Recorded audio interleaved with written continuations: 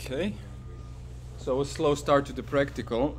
Before we get to all the topics, question about Haas effect. So about 35 millisecond delay before we hear an echo. Yeah. So evidently there's going to be variability.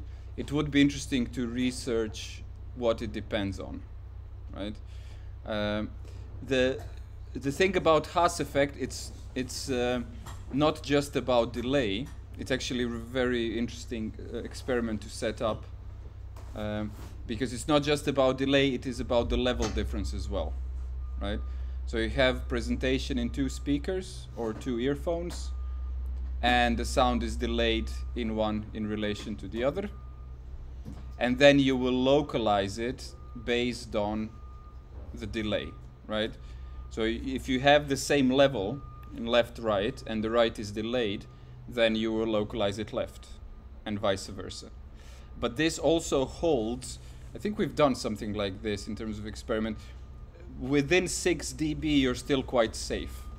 So you can actually push let's say, push the later arriving sound up in level, and you will still localize it to the other side. So it's not just the delay, it's also the levels of things. Now, in terms of when you perceive an echo, it's quite interesting, for example, that in psychoacoustics, what you have is what we call a time integration window. So if you have two sound events that come one after the other with a very small gap, there are experimental setups whereby you do not know which one came first. So it's not like you have this, you know, sample by sample processing. You have this time integration window when you know you're aware of things. And the interesting finding there was that professional percussionists, if they are in this experimental situation and they're presented sounds they're used to, they will actually know. And the argument is that based on the timbre, they will recognize a flam one from the other. So if you can kind of learn to appreciate that, but more based on timbre than actual time resolution. And the time sensation in hearing is really fascinating, actually. So there are basic experiments to approach the time integration window. And at one point I thought you should be able to potentially link it to a sense of time flow, right? So you probably understand that sometimes you feel like time is passing really quickly, at least in retrospect, and sometimes this lecture never ends, right? So the idea, because you can measure the time integration with the window with autoacoustic measurements. So autoacoustic emissions. So you don't need to ask the subject what they hear. You actually get a response directly from the ear. It's called the autoacoustic emissions. So there are certain measurement procedures that, you know, kind of measure the ear without you reporting anything, which is quite interesting. But that's kind of a stretch. So yeah. I mean, the thing is also that we've done this Haas type experiments. In Hungary, I have a whole subject, psychoacoustics, and actually even across 2 years. So we produce experiments, and the thing is that, you know, somewhere in the middle, you're just somewhere in the middle. You know, you really have to force yourself to pick, you know, do I hear it? Is there something funny about this sample, or is it actually localized left and right? And it's not a clear-cut call. You can't really, you know, these thresholds, you know, you're probably best off figuring out when is it a clear-cut spatialization impression, where it is a clear-cut repetition, and a range where it's kind of vague and you don't really know what's happening.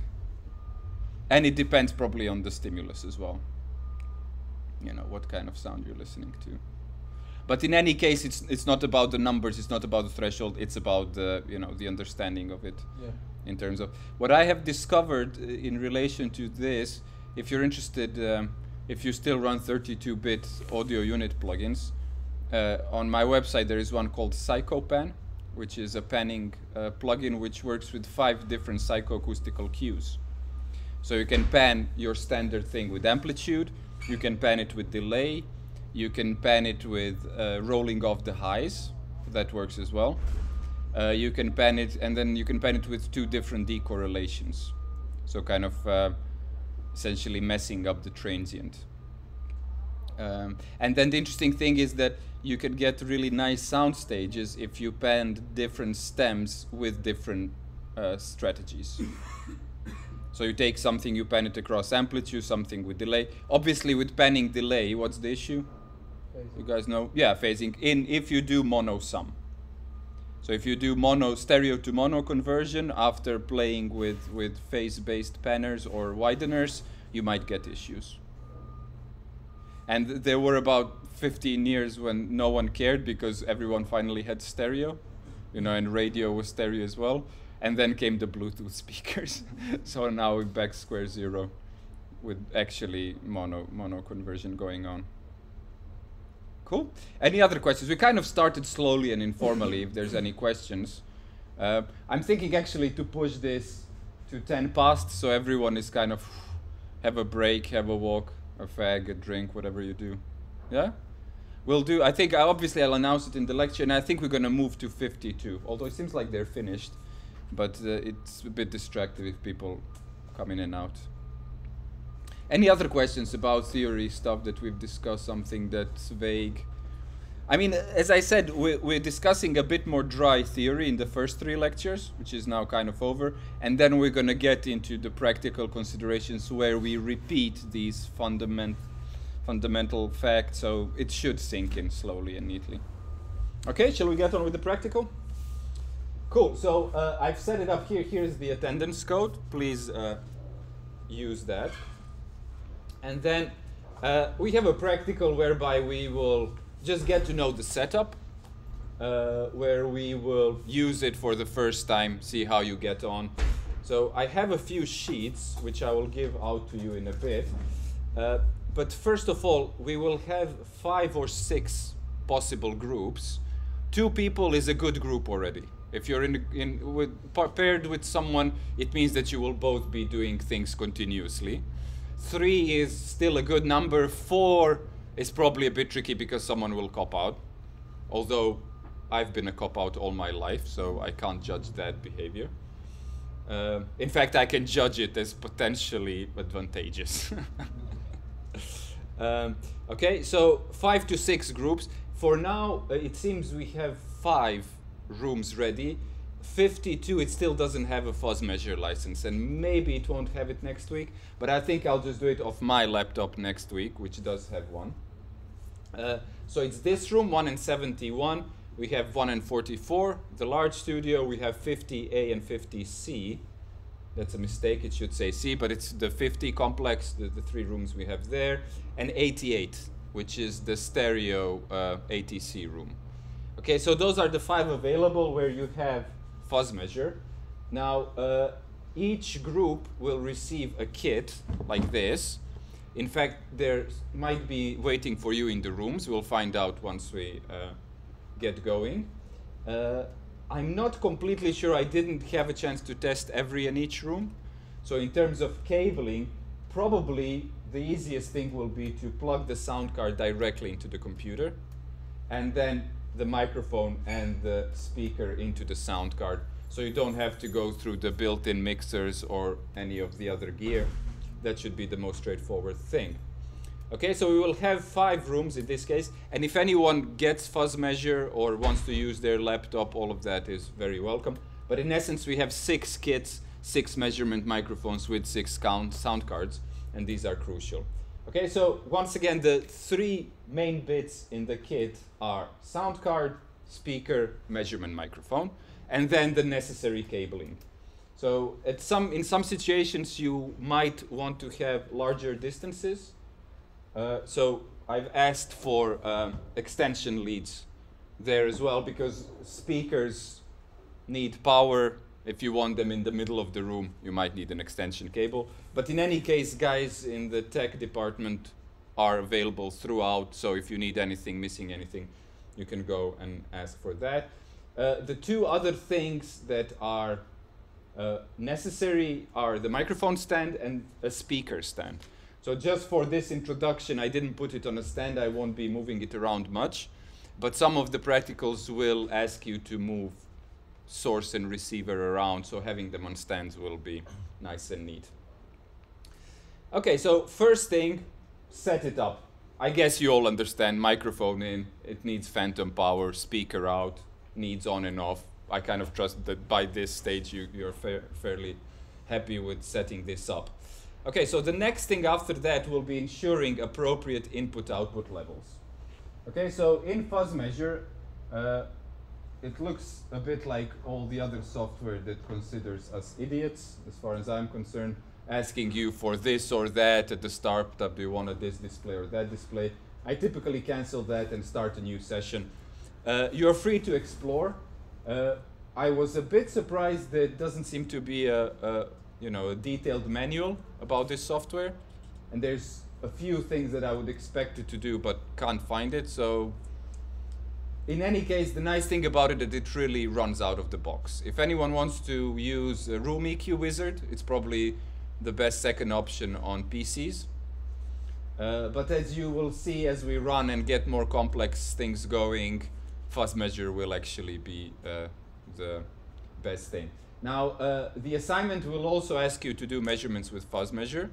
So the same rooms have it installed, and there are rooms in 95. Some of the satellites already have FuzzMeasure as well. So soon enough, I'll put it online. You'll have a list of rooms that you can use. The unfortunate thing is that you can do some basic stuff with the demo version, but it doesn't let you export the data and get more complex stuff in the studios. So it's kind of suboptimal. I was pushing to get a laptop or something that you can rent and take home, because I imagine most of you will be keen to measure your rooms and things like this. So yeah, see what happens. Maybe we'll find a way to let you have a version at home. I'm not sure. Okay, maybe you can crack it for educational purposes. Maybe.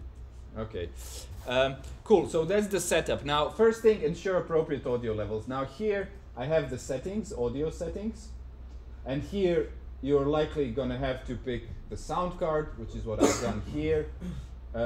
Likely have to pick the playback channels.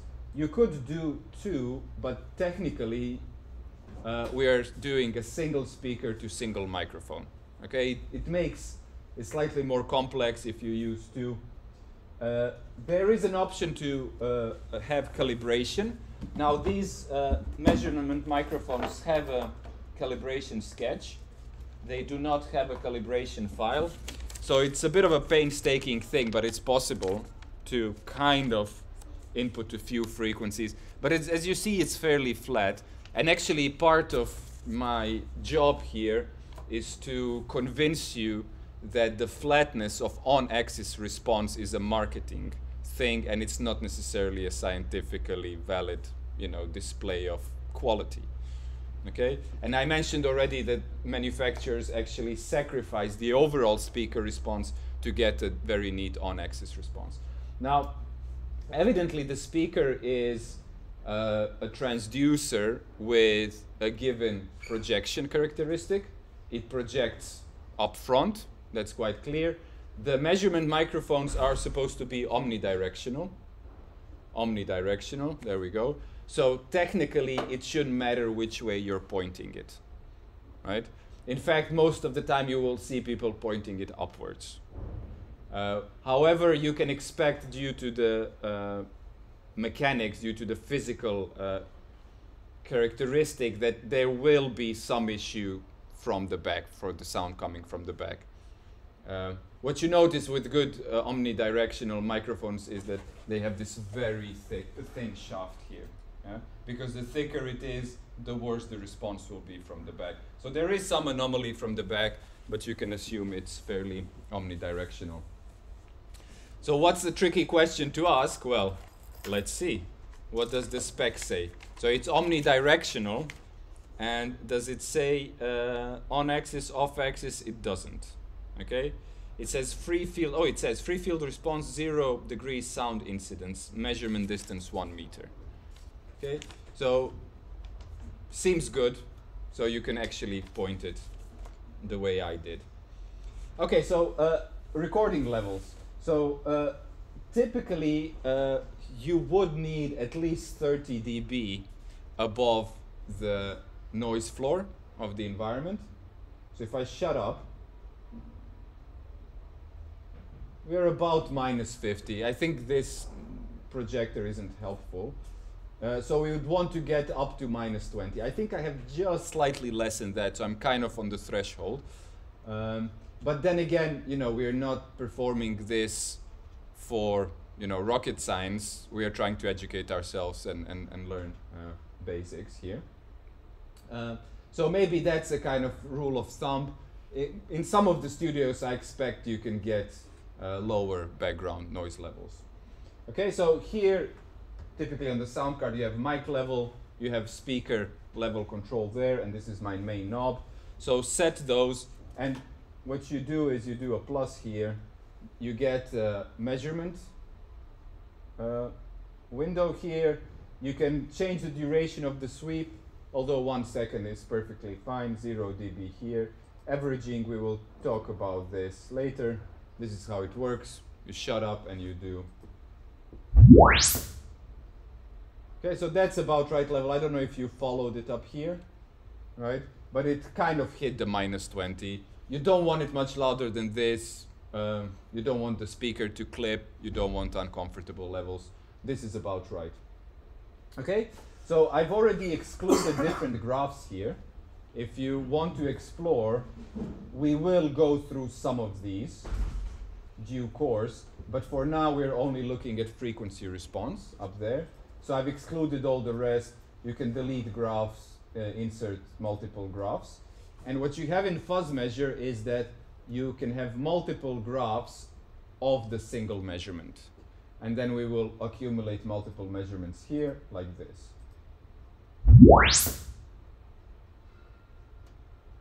Okay, so now I have 2 measurements. I can name them, and I suggest you keep naming them just to make sure that you know what's going on. So this is my position 1 and my measurement A.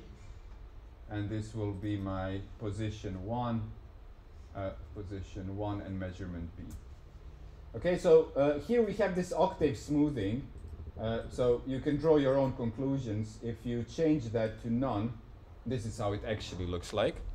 Okay, so there's quite a bit more details there, depending on what you're after. And you see that the 2 graphs are fairly similar, but not exactly the same. Okay, and here comes the first trick that fuzz measure does, and it's slightly trickier with other software, is that we can do a correlation of the 2 graphs. So I select the 2 graphs and I correlate them, and I get the third one, which is their correlation. Okay, so this tells you essentially how different they are from each other. This is a 0 dB line.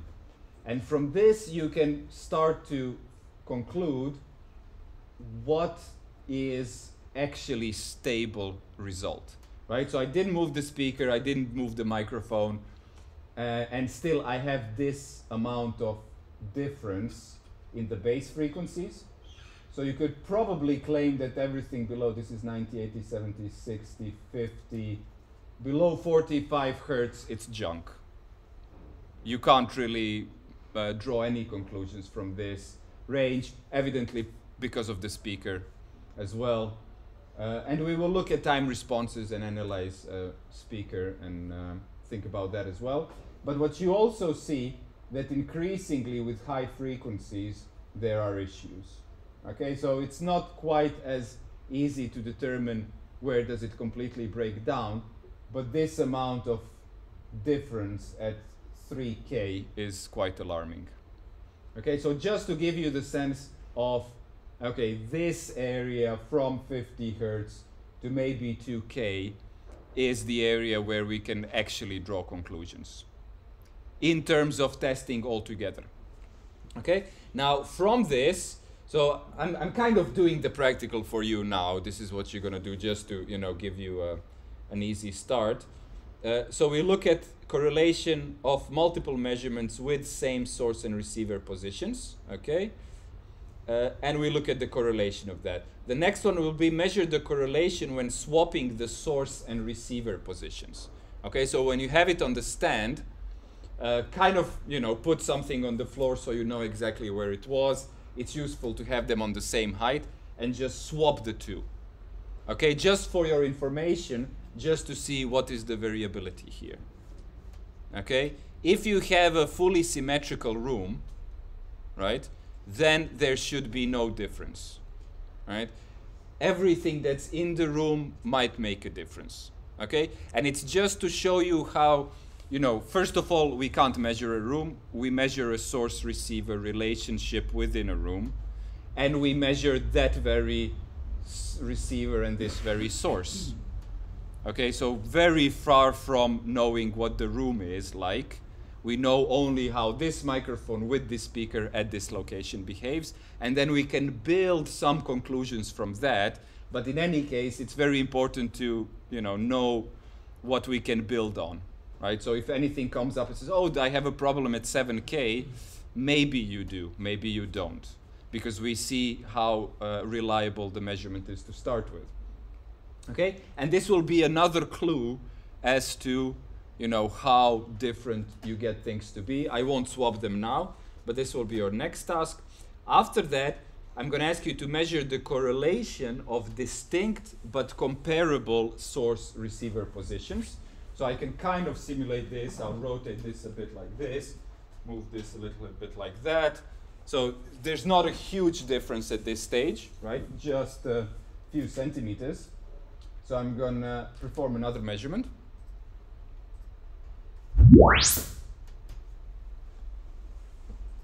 Okay, and this will be my position 2A. Oh, sorry, position, let's be consistent, 2A, and this is what I get.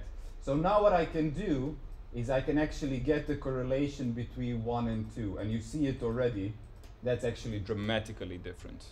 Okay, and you saw the amount of movement, it wasn't much at all, right? And I can actually be more accurate about this. I can correlate these two, and here's my correlation. Okay, so you see that actually where I had this correlation quite flat, here I have something serious going on at 120 Hertz. Okay, by the way, just to make sure you understand this, I kind of expect you to have seen it. It's a logarithmic plot, and actually each division here is a tenth of that range. So this is 100 Hertz, and this is 110, and this is 120, 130, 140, 150, and so on, right? So the absolute difference becomes increasingly smaller distance on paper if you have a logarithmic plot.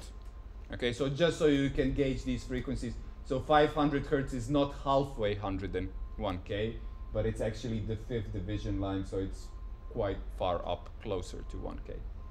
Okay, so actually here you see that this very small movement caused quite a bit of difference in most of the spectrum, and increasingly so in the high frequencies. Why could this be? Well, I kind of rotated the speaker, okay? So at this stage, I don't really ask you to prove certain claims, but you know, it's supposed to be exciting for you to explore and realize that what happens if I change distance, what happens if I rotate. Is the time of arrival between the different frequencies? No, because the distance is quite much the same. I just slightly moved this to the side, and I slightly rotated this. It's the reflections in the room, it's the response of the speaker. It has a directionality, fairly strong directionality for high frequencies. Okay? But it is also the room, right? And the location in the room and many other things. So yeah, I mean, what I can do is obviously verify that there is something going on at 120 Hertz. This is actually a huge, this is 15 dB difference here between just this very small difference, right? So it's another message, you know, if you buy a room correction software, you know, and you let it correct things up to 10, 15 dB, you know, maybe it wasn't worth it. Okay? And if you're really interested, I can point you to a decent chapter in a proper acoustics book that goes into busting the myth of room correction altogether. Okay, so that's that. Then we have small differences, comparable source different receiver positions, and then distinct. I forget to erase that, I'm sorry, it's a bit of a haphazard thing. But then after that, like, go wild. Okay, try things like close to the wall, in the corner, see how mad it gets, and it's supposed to get quite mad.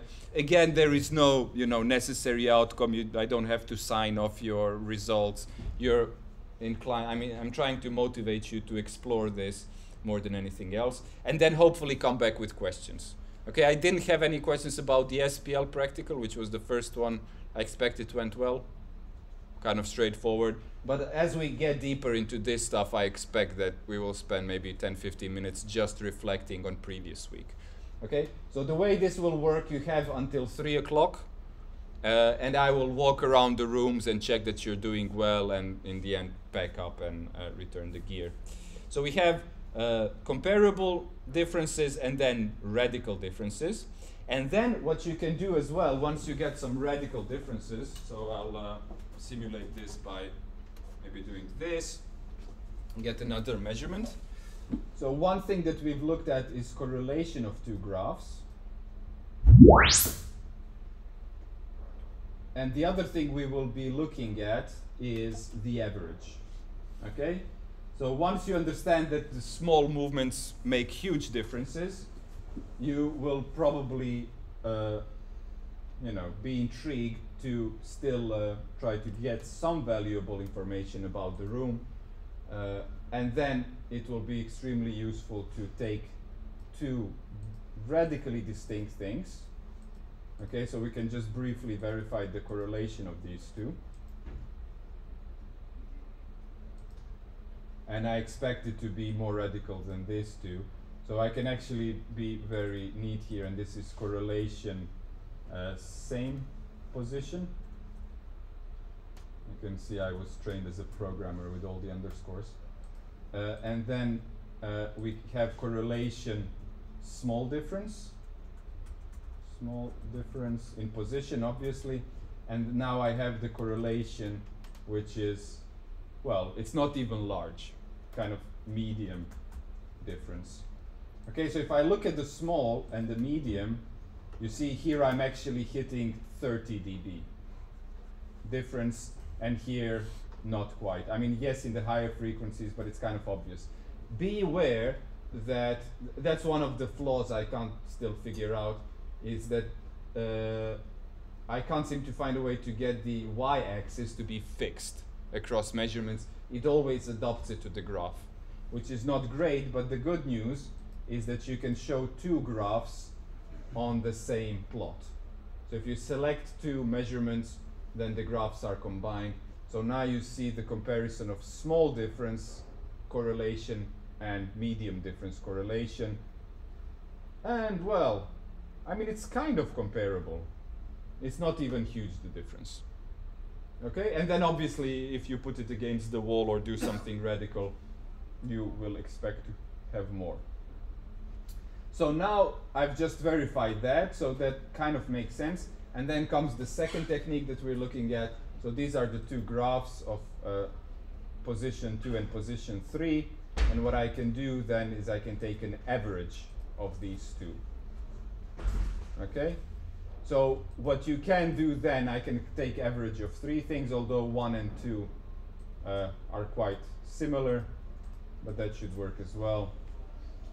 So I can average those and start getting things. And then obviously if you're really, you know, trying to chase something that is repairable in the room, something which seems to be an issue all over, it's probably good to get some smoothing going. Okay, and then you see, okay, there are a few dips, a few peaks there that might use some treatment. Okay, and that's pretty much it. Measure the correlation of distinct and dramatically sourced horrible. Sorry, I produced this without double checking it. And average graph of distinct but comparable sources. And then finally pick up all the gear, pack up all the gear, box it, and so on and so forth. Okay? So fairly loose for today. Just get going. The most important thing is that you get a few measurements going. If you run out of time, I suggest just coming through and then don't use too much time. But I think you can probably keep it for another half hour if you're really engaged. You don't have to finish at 3. Okay? Any questions?